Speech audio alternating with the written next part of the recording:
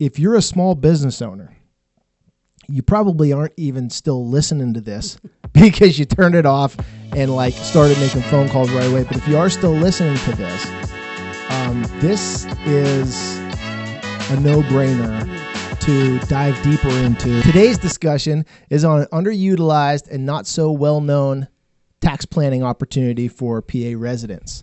This is something that everybody should be aware of, but is especially a big value add for our small business owners. I'm excited to have our guest, Tami Clark, here in the office and to help shed some light on this little hidden gem. Tami, welcome. Thank you so much for having me. I appreciate it. Why don't you give us your 20-second elevator pitch and tell us who you are? Sure. I'm Tami Clark. I am the executive director of the Central Pennsylvania Scholarship Fund, which is located in Tyrone, Pennsylvania. We were founded by Randy Tarpey, who is a CPA, also in Tyrone. And we are a 501c3 charitable organization that's registered with the state, and we provide educational improvement tax credits for individuals, small business owners, and C corporations in order to have them get a tax credit for donations to private school education, pre-K through 12th grade, all across the state of Pennsylvania. Okay, and that is the EITC, Correct. Educational Improvement Tax Credit. Yes, we have two different EITCs in Pennsylvania. Yes. But we are the Educational Improvement Tax Not the Credit, earned not your income. child tax credit. Right. Yes. Okay, so we're talking about the Educational Improvement Tax Credit. Yes. Tell us what that is. Sure. And why we should care about it. Well, the Educational Improvement Tax Credit is a way for the donor, the taxpayer, to redirect their taxes from going to Harrisburg to a tuition-based school of their choice in their local area. We do support pre-K through 12th grade. So Bishop Guilfoyle in our local area, Holy Trinity, St. Matthew's in Tyrone. So any of those local schools, as well as pre-K organizations like Tipton Baptist or Mount Laurel Academy and Laurel Academy in Bellwood. The bonus for the taxpayer is they receive a 90% state tax credit for that donation. Okay. So if they donate $10,000, they receive a $9,000 credit for that on their state taxes. And then the additional, if they do itemize on their taxes, the additional 10% can be used as a federal charitable donation deduction. Let's unpack that a little bit. Yes. Okay, so let's slow down. I owe the state of Pennsylvania $5,000. Okay. And at this point in the conversation, it doesn't matter if I am a W-2 employee, small business owner, whatever. Correct. Okay. I owe the state of Pennsylvania $5,000.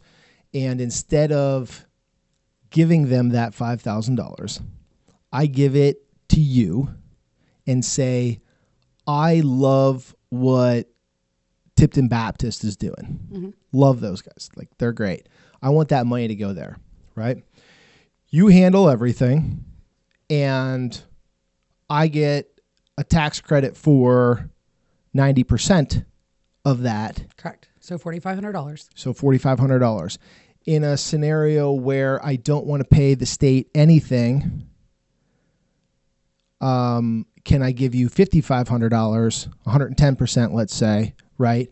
Now my 90%, I don't want to get too mathy here, but like my 90% actually is 100% of what your full liability. Of what my full liability is. Correct. So I gave that extra money. Instead of that extra money going to the state, I gave it to the school of my choice, Bishop Guilfoyle or whatever. Correct. Okay. Now, how is that different for a business owner? Because that, I think, is something that really is a huge value add. Sure. Well, as a business owner, particularly a pass-through entity owner, obviously everything's going to go onto your Social Security number. However, you have a business account that you can write your checks out of, your owner's draws. Right. So if you, as a business owner, write the check on your behalf, so if your business writes the check personally, for you personally, on your behalf, you can use that as 100% charitable donation deduction for your business side, not your personal side. They still receive you receive the 90% credit, but your business gets to use 100% of it as a charitable donation deduction. On the federal side. On the federal side. And that is a big distinction. Correct. So on the state side, I'm getting a credit. Correct.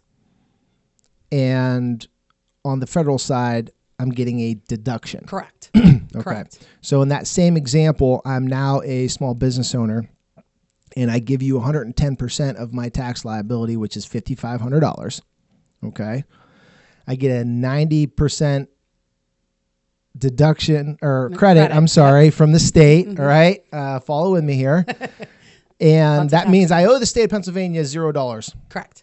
I did a good thing for Correct. one of these schools. They know about it, by the way. Correct. If you're somebody that likes a pat on the back, put your name on it, they'll send you a card, whatever.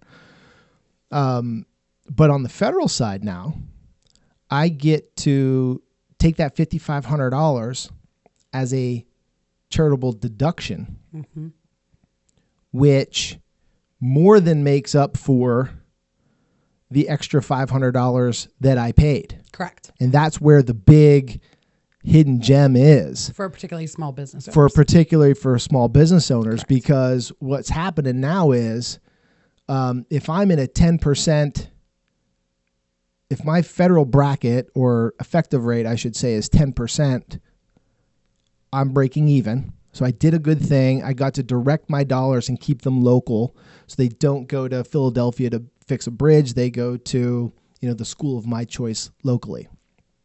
In addition to that, I don't pay that extra. I net out zero on that extra 10% because I saved that on my federal taxes. But most small business owners probably are paying higher than 10% on the federal side. So in those instances, I'm actually to the good. Is that correct? Correct. Yeah. Yes. So I'm going to give you, in that example, I'm going to give you $5,500. Give the state of Pennsylvania $0 because I got my tax credit from them. Correct. Now I take that $5,500, deduct it from my federal side, excuse me, and on just going to pull up my calculator so I don't misspeak here. Let's say I take a $5,500 deduction on the federal side. If I'm in a 20% effective rate, I just saved $1,100 on my federal taxes. So I'm actually to the good tax-wise. Correct. And some of our small business owners are probably laughing because they pay much higher than that, but you can do your own math. And obviously, if it was $10,000, like do the math. Yeah. It's just on the percentage side. So this is a no-brainer for small businesses. Why aren't people doing it? It's one of those programs that it is too good to be true type programs. You always hear about the too good to be true type programs. And it does seem like that. If you're telling me that I'm going to write you a $5,500 check, yeah, and you're going to get 90% of that money back. Yeah, right. Okay, sure. In that example, I just said, when it's all said and done, $6,100 yes, back. exactly. Right? So of course people are like, no way, no Yeah. way. And also there's one downside to the program. If you're a W-2 employee, Yeah. and you're waiting for that refund because you double paid. I double pay. I Yeah. double pay my taxes. Yeah. They take forever. They're still processing refunds. They normally don't start until July 1st. Right. So that is another deterrent from people who need the money to redo their So if I'm donation right, the so following year. let's unpack that a little bit. Yeah. I'm a W-2 employee. My employer is withholding the 3.6% or whatever it is. I then have to go write you that check. Correct. For $4,000 or whatever I owe. Yes. In addition to what my employer withheld, and then I wait for the state to pay me back. Correct. That 90%. The 90%. Correct. Whereas if I'm a business owner, And I simply just don't pay my quarterlies. correct. Because I know I'm writing you the check. So again, everyone needs to pay attention to this and, talk to Tami or your accountant about your specific situation. But it's a real big win for the small businesses. It really, really Because is. it's so much easier. Like I'm writing the check anyways. I just Correct. write it to you. I'm not double paying because I just withhold my quarterlies. But again, if you are a W-2 employee and this is of interest to you, talk to your accountant, work it out. Talk to Tami. She can consult on how it applies to you, what the time frame is, all that stuff. If you're a small business owner, you better be listening by now, because all those things she just discussed don't really apply to you. No. You're just changing your quarterlies. Yes. And I don't want to get too into the weeds about it, but when do I write you that check? I'm a small business owner. I owe $5,000 to the state of Pennsylvania. I did not pay my quarterlies knowing that I was going to do this. When do I write that check to you? Sometime in October or November, pretty consistently every year. So as a small business owner, think about this too. This is not the reason to do it, but an additional benefit that a W-2 employee doesn't get. I have that money in my business account, whether it's earning interest or whether it's leveraged to do something else, for a prorated amount of 11 months longer than had I paid the state of Pennsylvania my quarterly taxes. Also, correct. I have working capital longer. Yes. Right? Am I missing something here? You're not. Yeah, I mean, no, you're not. It is a very simple program, and we have 2 different rounds, and I'm not going to get into like the nitty gritty of the rounds, but my small business owners, their favorite round is my spring round, because y'all do your taxes in, by March 15th normally, unless you get an extension. But a lot of my business owners get their stuff done between March 15th and April 15th. And so they know what their taxes are for the current year. Like, they have their estimates in their hand. Yeah. So they know that $7,500 is what they have to pay beginning in April. And, so they're like, Tam, I have $7,500 for you. Yeah. What can we get me in? Yes, absolutely. Okay. And then if they want to write their check right now, I get them in my spring round. If they want to wait until October, then they wait until October. But like you said, it's planned. They already know. They're not stressing about making those quarterly payments. They're not stressed about, are we going to have this money for here? Because they were already planning on paying it. Yeah. They were already and it just goes back to interest, loans, that sort of thing. I mean, when you think about everybody getting excited about their tax return, I'm not excited if people are getting tax returns, because you just gave the government an interest-free loan. In this instance, it's actually the opposite. Instead of me having to pay my quarterlies, I get to keep that money in my account, do something different with it, even if it's just look at it every day. Yep. Right? Exactly. And then pay that liability at the end. Yep. Know that I did a good thing, and then also get to deduct it on the federal side. Okay, so I have a couple scenarios for you that I don't know the answer to. Okay. But I'm trying to think. I'll see what I can do. Trying to think of who else this could really benefit. Who should be like perking up right now? Sure. Okay. Small business owner. Anybody with a liability. Small business owner, state of Pennsylvania. This is it. Yes. W-2 employee. Still fantastic. Still you just fantastic. have to wait a little longer. Gotta wait a little bit longer. Okay. Now, what if we combine those two things? Okay. Let's just say my wife is a high wage earner, W-2 employee. Okay. Mm-hmm. She's creating the bulk of the tax liability. Sure. And I have a whatever Etsy shop, or I'm an Uber driver, or okay, it doesn't matter if it's like whatever. Right. I have this. I technically have a small business. Correct. Yeah. But the high wage earning spouse is creating the bulk of the tax liability. Mm-hmm. But because we filed jointly, I know that we can make the deduction and get the credit on the state. But can I take that whole liability against our federal taxes because one of us has a sole prop or a LLC or something like that? That would probably be a better discussion for an accountant. Okay. I don't want to give any tax advice on it. In theory, yes. In theory, it would be, but if you can't do something like extraordinarily over what your liability is.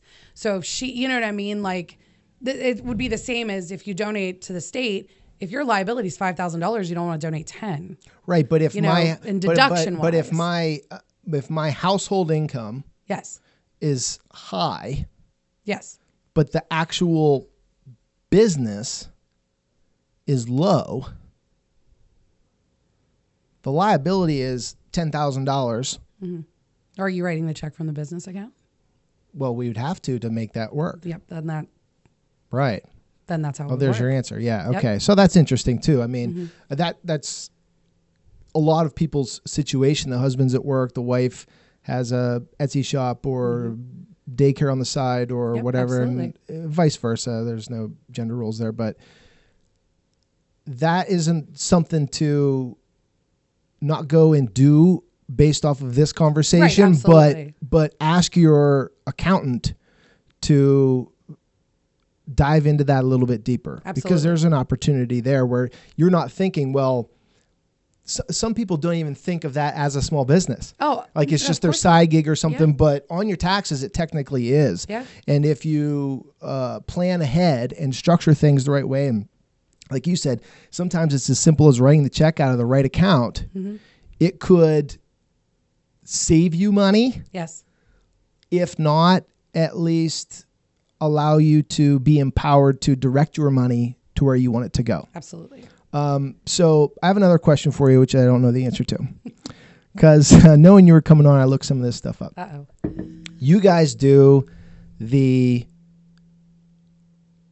private school scholarship side of this. Correct. But there is another side. Correct. Which is, I have my notes here, Educational Improvement Organization for Public Correct. Schools. It's public schools, but it's also more community centers and things like that. So yes, it is public school foundation. All these driven. same things, the tax credit, all the stuff we just talked about.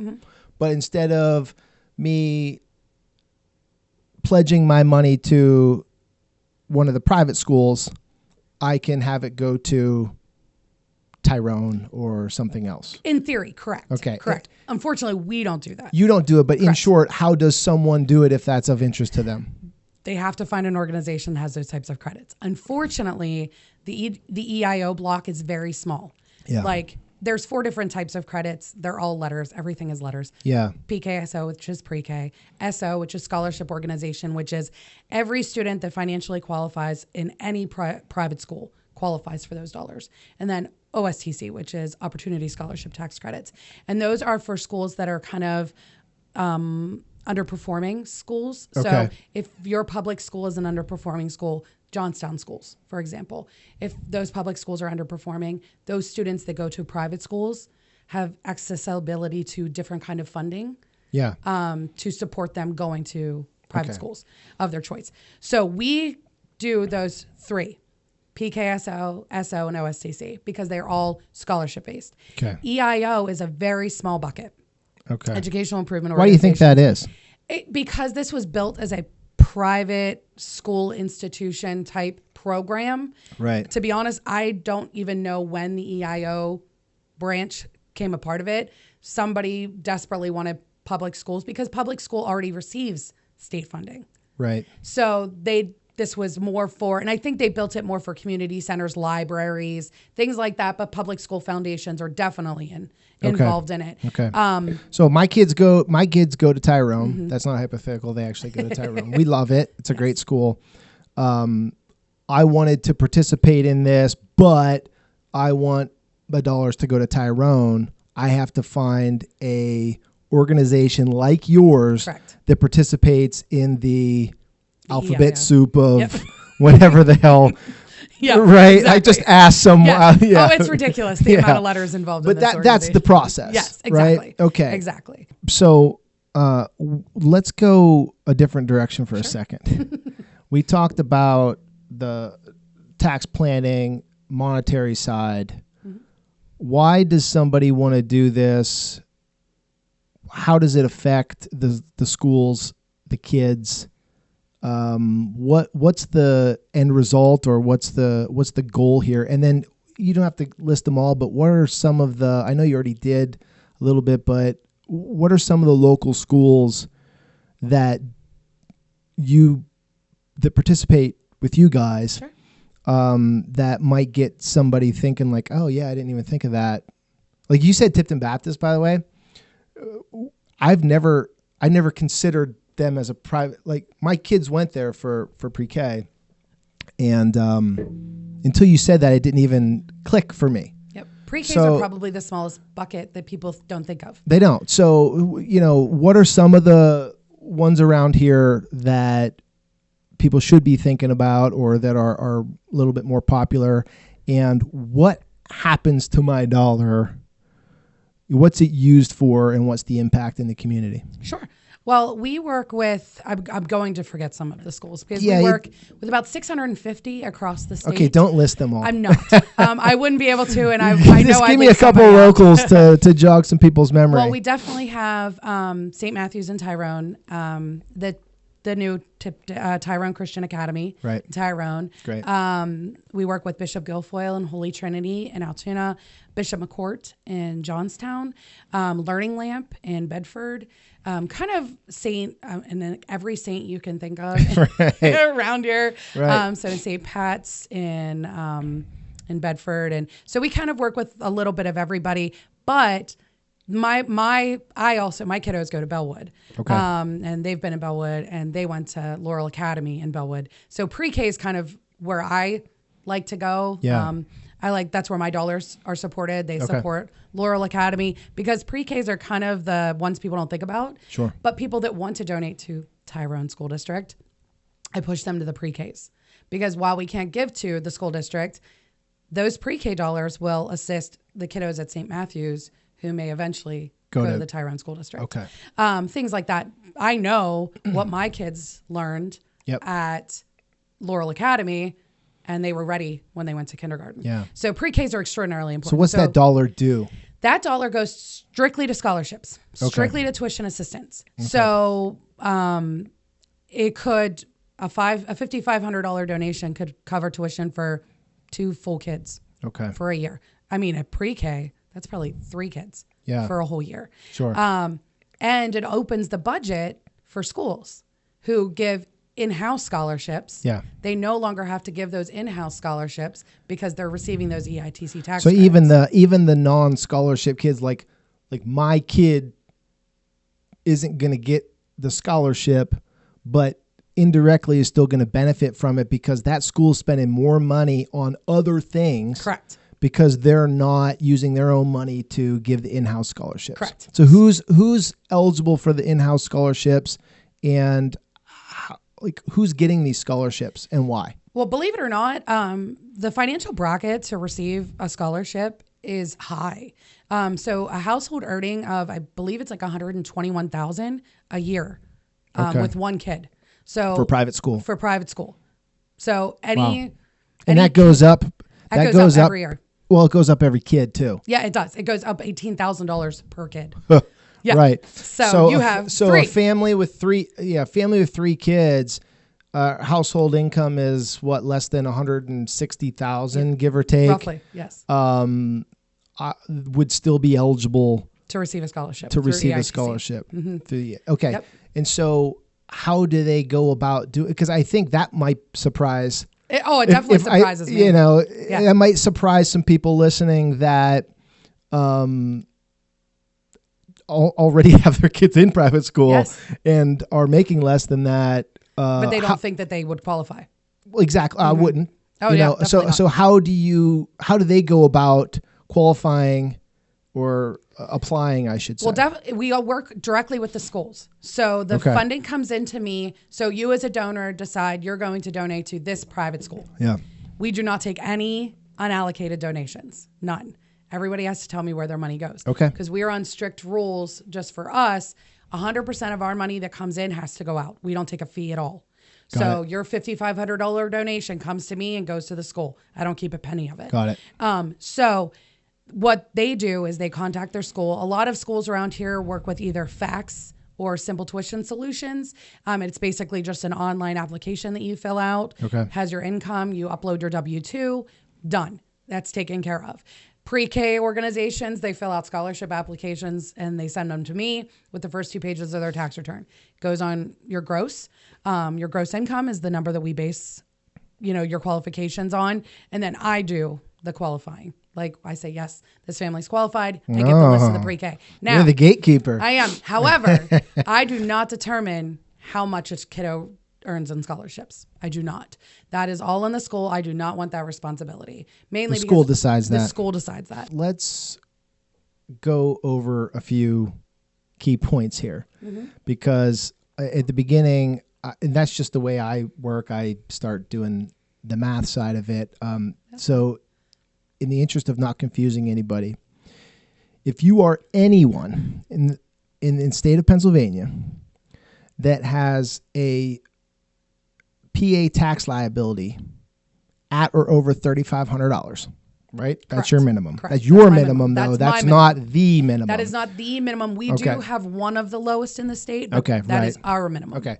So $3,500 tax bill regularly, which probably makes your household income somewhere in the low 100,000s. Is that Yeah, fair? it's like right around 110. Okay. So if that sounds like you, take the next step and either talk to somebody like Tami or your accountant and get more detail to decide how it affects your specific situation. You might be walking around thinking, well, I make 110, but your taxes don't look like you make 110 and your liability is only, $1,500. So do some more digging.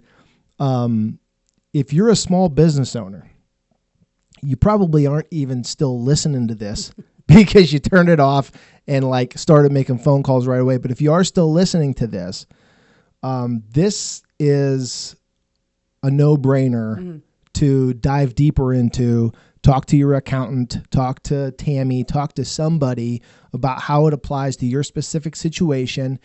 And it's really important to take that next step to do it right. Correct. Right? Correct. Do it right, because we're talking about federal deductions. And although it is not complicated, if you do it incorrectly, you're not going to get those deductions. Correct. Right? And so you need to know what you're doing and you need to document what you're doing. Tami can help you with that. Your accountant should be able to help you with that. 90% tax credit from the state, which means although you don't have to, likely you should, I don't want to say should because we're not giving tax advice, but likely you will be interested in donating 110% of your tax liability so that the school gets more money. You as the small business owner then likely recoup at least that extra 10% or more as a federal deduction on the other side of the bracket. Correct. And if that sounds like you, start making some phone calls. I mean, seriously, it's a no-brainer. Absolutely. If that sounds like me and I'm still listening to this thing, Sure. what do I do? Do I call my accountant? Do I call you? What's the next step in getting started? Definitely call your accountant. Okay. Put your accountant on the radar. In this area, in our area, a lot of accountants know this program. Okay. A lot of accountants know Randy Tarpey. So they're going to know this program and they're going to either say, yes, you absolutely, this is But if I'm hearing this for the first time, yes, my accountant didn't bring it to my attention. they did not. So They did not. Okay. So But not necessarily because they don't like the program, but just because maybe they didn't know that you were such a huge supporter of Bishop Guilfoyle or something like that. That would be something that maybe would be they think I interesting like federal income tax. I don't know. Maybe. How hard is it to apply, donate? Like what's the steps? Like I talk to my accountant, we sit down, everybody's on board, we're all happy, we're going to do this thing. How do I actually execute it? Get a hold of me. Okay. Get a hold of me. Call me at CPSF. I will email you a joinder, which I brought with me. I don't know what that is. This is a joinder. Okay. It is a simple one-page piece of Let's paper. call that an application. Yep. Application. Perfect. I call it a reservation. Okay. However, and this is why, because I don't get a check when I get this back. All I want is this back. I put you in a queue because as of right now, I don't have any credits for you, but I will. Yes. But when you get to the end, so if you're like a latecomer, yes. you might not be able to do it, is what Correct. you're saying, because Correct. there's only so many of these tax credits to go around. Absolutely. And the people that know about it are jumping on it early. Yes. Okay. Yes. And we do have a wait list. Obviously, we have people that But are I already fill sitting that on I it. fill that form out. Yep. I give it back to you. Yep. Then what? Then you wait. Right. You just sit and wait for me. And then sometime October, November timeframe, you'll get a either letter in the mail from me or you'll get a letter emailed to you, and that is your check request. And it simply states, here is proof that I have credits for you. Pay me. And you get a copy of the letter I get from the state Yeah. saying, here's credits for you. Here's where you're going. Your money's going to. Here's where you write your check. Now, this is just one of my LLCs. We have 58 different LLCs that we manage. They all have really strange names. So you might be donating to, let's say, Tipton Baptist. We do not have an LLC that's called Tipton Baptist Yeah, I LLC. understand. Yeah. But you might write your check to Christian School Association of Greater Harrisburg. Right. To my understanding, the reason why is that you guys are using those LLCs to pool the funds and Correct. pass it through so that it meets the state's requirements. Correct. And each LLC is limited to a little bit more than $2 million per LLC. Yeah. So we're almost an $80 million charity at this point. Yeah. It doesn't Obviously, it doesn't matter. It doesn't matter to me as the donor. Correct. How you're making the sausage. You're actually doing that so that I don't have to Correct. do all these complicated things to make my donation eligible. Correct. You're doing it for me. Correct. I fill out a one pager. I wait to hear back from you. You tell me, yeah, we're good. Make the check out to this. Yep. And for this much, Yep. I write you a check. You mail it to me. I get my K1, give it to my accountant. We're done. You're done. We're done. You're done. It's easy. Yep. And then you just hear from me every year until you tell me not to. Now, everybody will, if they Google this program, Yeah. there's going to be some things on that Google search that are not quite the same as what CPSF does. 2-year commitment. 2-year It's the commitment. first thing that I noticed. Yes, we do not require a 2-year commitment. I will tell you it's a lifetime commitment. You won't hear from me until you tell me you're not going to hear from me anymore. Because it only makes sense. Once you're in, if you have the liability, Sure. it's going to benefit you. It's going to benefit the school. Just do it. Yeah. It just makes sense. But it is an important distinction that is not a requirement. Correct. Because you will read that online. Yes. And the reason why that is important to me as a small business owner is I might have the liability this year and I might not next year, or I might not meet your minimum next year. Correct. For a whole host of reasons. Yeah. We, invested back in the business. We had a net loss. We hired employees, whatever the thing is. Right. I might have a big liability this year and a very small one next year. And a lot of my small business owners are shaking their head right now. Yes. Mm-hmm. And so by you guys taking that 2-year commitment off the table is less scary, I think, for a small business to step into the pool. And is that because that 2-year commitment still exists, but it's for your Correct. LLC? For our LLCs. Correct. Right. Not me as the individual. Yes. And that's another way that you're taking some of those restrictions or paperwork off the table for the end user. Correct. Well, and the LLCs make the 2-year commitment, and I turn people away every year.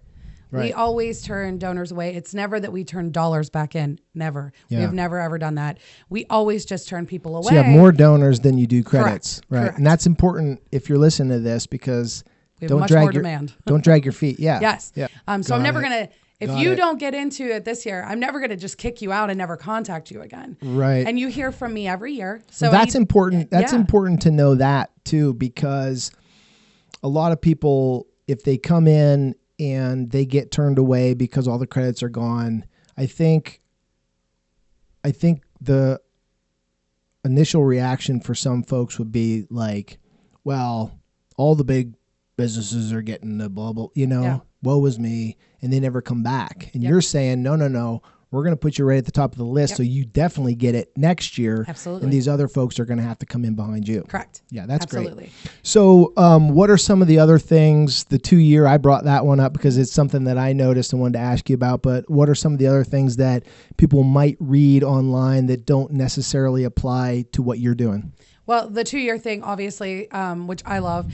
You can change your donation amount every single year.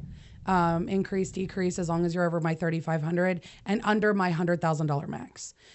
We do have a max of $100,000, just mainly because we want as many people as possible to be able to participate in So if you have more than $100,000 state tax bill, call me. And then call Tami. Yes. Yeah. Okay. Got it. And I have other organizations that I work with that I would take 100,000 of it, and then I would help you find another organization that could help you with the rest. Yeah. That is my limitation. Probably not the majority of our listeners. No. Okay. Correct. What are some of the other? The fact that we do not take a fee. That is extraordinarily unique for a scholarship organization. And because people are like, yeah, right. Like, how do they have staff of, 4 full-time and 2 part-time? Yeah. How do you? We run on bank interest. We run on the float, essentially. So you write your check in October. The schools get to take it in February. That gives me a 3-month float for the check to be deposited. I get interest for 3 months, and that's how we pay my salary. You're keeping the delta on those dollars. Yep. And we partner with several local banks. That's interesting. Which is wonderful. Yeah. A couple not so local banks that really fought for us. I manage a lot of banks' EITC tax credits, which is wonderful. So that's kind of got us in that. So that's probably the 2 biggest distinctions from my organization to other organizations is the no 2-year commitment and the no fee from the school for the schools. So the dollar, if I give you $1 goes to the school, not 90 cents, not 85 cents to pay for the administration and your salary and the building that you're in and all that other stuff. Correct. That's important distinction too. Yeah. It's huge. And it does make a big difference. That is why we work with 650 schools. Right. Because we are a very unique organization in that right that we don't do that. Almost all of our employees are women. Randy is the only employee as our president that is a man. And he is part-time, but the CFO is a woman, the executive director is a woman, and my other 3 employees are women. So we're a woman run, which I think is really interesting. It is. I think Randy really trusted me when he brought me on board as a kind of a freshly, graduated college adult, because I went to college so late when I finally got my degree. And he really trusted me with bringing this to the forefront. It was $2 million when I started in 2016. And now we're almost at 80 million. Wow. It's a pretty cool thing. Press the applause button in the background. We'll have a little applause for that. That's amazing. It's huge. And because we're a small organization, that also is huge because you talk to a human when you call me. So is that, did you say 80 million? 80. Is that a year? Yeah. Okay. And it increases every year. So that 80 million, I have 2 questions on that. So that's how you, this is not a question, but it's just I'm doing the math in my head. That's how you survive on the float. Correct. And that's genius, by the way, because it allows you to keep 100% of those dollars going where they ought go. But still, sorry to say, nonprofits need good people and good people need paid. So like you still need money. Yes. Right? It's not a volunteer program. It's different than a nonprofit organization. It's a full-time job. So that was a genius structure there. But the question is, do you get to go to the state every year and say, I turned away $11 million. I need more. And they're going to take credits from somebody that turned back in $2 million? Or is it just a schedule where everybody gets a certain percentage increase? Or is it based on volume? Like you get rewarded for more volume? It's a lottery, ironically. So we do apply. So May 15th, all of the LLCs that have had credits, we reapply for all of those credits so we can guarantee to receive those credits again. And then July 1st, or roughly. But how do you go from 2 million to 80 million? How did you get the credits, I guess, functionally? Lottery. We won them in this lottery. So yes. Leave it to the state. Yeah. Most of our LLCs, we had taken over management from other organizations that no longer wanted to or could no longer support the mission with that LLC. We created 10 no-wins. So on July 1st, we applied for credits for every one of those 10. Okay. And we just hope for the best. I see. So the lottery aspect is for the LLC, So the more LLCs you create, the more credits you have the ability to get as long as you can fund them. Okay. Correct. By the way, none of that matters. That's just my own curiosity. The whole point is that your organization has taken all that complexity, has taken the regulation and the LLC filing and all that stuff away from the W-2 employee and the small business owner and turned it into a one-page application and a check. And that I think that's the important distinction here. I'm asking some of the more technical questions because of my own curiosity, but that doesn't actually affect the listener. The listener just needs to know that they meet the minimum requirement. Yep. Talk to their accountant. Their accountant says, yeah, this sounds like a great idea. Let's get a hold of Tami. Tami gives me the one-pager. She gets back and says, cut me a check.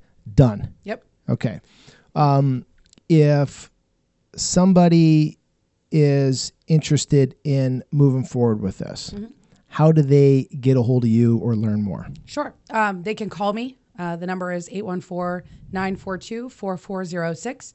Myself or Kimberly Dean, they will be the ones that answer the phone. They can get a hold of them that way, or they can email me.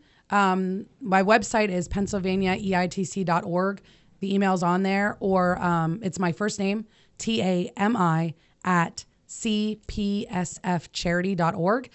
Get in touch with me that way. I can send you a joinder agreement. The one thing that I did think of, another thing that you could Google and you'll see is it's going to tell you that you have to either work for a for-profit or own a for-profit business in the state of Pennsylvania to qualify. That's not necessarily the case anymore.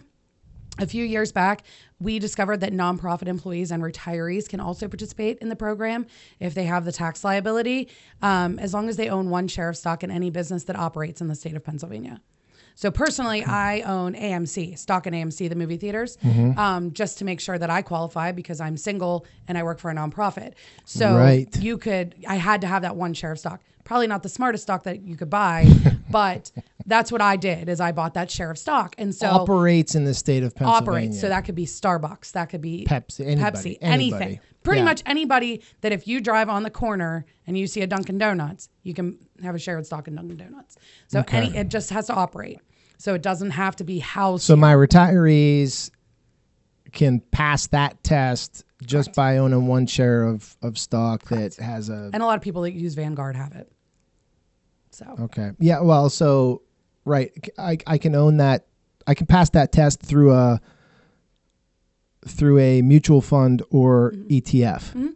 Okay. Well, so usually. I just downloaded the Robinhood app for myself just to kind of prove that this is how simple it was. 10 minutes later, I qualified myself. Right. But if you're sitting at home and you have a portfolio that maybe doesn't have individual stocks but has ETFs, if you own, one of them is going to have it, but let's just say you own the S&P 500, that's going to have more than one stock in it that one of those companies operates in the state of Pennsylvania, passes the test. So now that just opened you up to this availability. So retirees are now available and nonprofit employees are now available. So everyone. Essentially everyone that has a liability essentially in the state. I love it. Thanks for coming by. Thanks for having me. I mean, this is something that apparently a lot of people do know about at 80 million, but I think there's a lot more that don't. Correct. And again, particularly in our local area. Everybody, my W-2s, retirees, but if you're a small business owner, ask your accountant. Everybody's situation is different. Neither of us give tax advice. Absolutely not. But tax planning is important, and this is a big opportunity. Thanks again, Tami. Thanks,